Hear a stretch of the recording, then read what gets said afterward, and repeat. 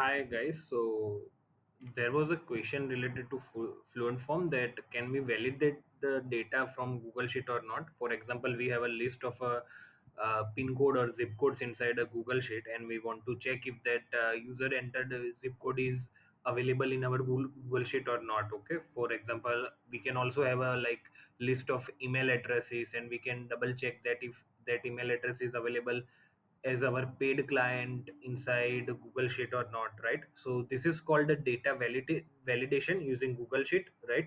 So we wanted to do that.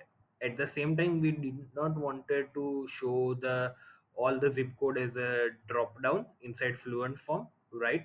So that is why we wanted to make this as an automation. Like if someone has entered a valid zip code, then they should be redirect to a different page, and if they have entered a invalid zip code, then they should be redirect to a different page.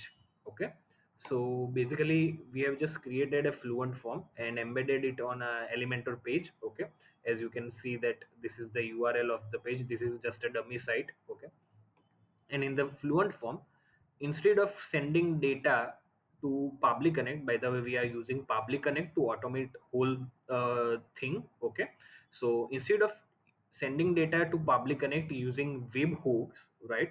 As you can see, I have not activated the webhooks. That is the normal way of sending data to Pabbly Connect. But in this case, we will use redirection. Okay, so we will go to settings and integration of that particular form. We will select the to a custom URL, and then we will put the Pabbly webhook URL in here, and then we are passing the URL parameter by adding a question mark, URL parameter label, and URL parameter value. Okay, so to pass the value of as you can see, the form only has one field, so we have mapped its value in here. Okay, using these three dots and input options. Okay, and we are showing this message while it is going to Pabbly and coming back. Okay, let me show you how that exactly works. So for example, this zip code is valid. Okay, so if I submit the form in here, you can see the message in here, right? And success, we deliver on your zip code, kindly fill the form below to complete your order. Okay, this is the one of the possibility, but this zip code is invalid. So if I click on submit form in here, it will show that we do not deliver on your zip code. Okay, so it is going to Pabbly, and it is coming back from Pabbly and showing us the result. Now this is a Google Sheet validation. You can use any API calls in between these things, and based on that you can redirect them to a particular page or not. Okay, so basically we are capturing data from Fluent form, right? And then we are looking up the zip code inside Google Sheet using Pabbly Connect's Google Sheets lookup spreadsheet row action. Okay, so our zip code is in column B, so we will look up the column B. We will map the zip code value from here, and it will, if it is found, then it will return us this type of data, which has each and every header and its value plus the row index.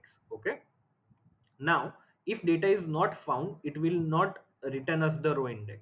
So based on that, we have set up two routers, that if it is a valid zip code, means if it returned the row index, then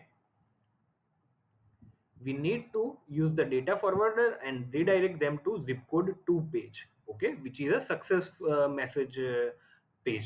Okay, and if the row index is not returned as a response, which means zip code is not found inside Google Sheet, then we need to redirect them to a zip code 3 page.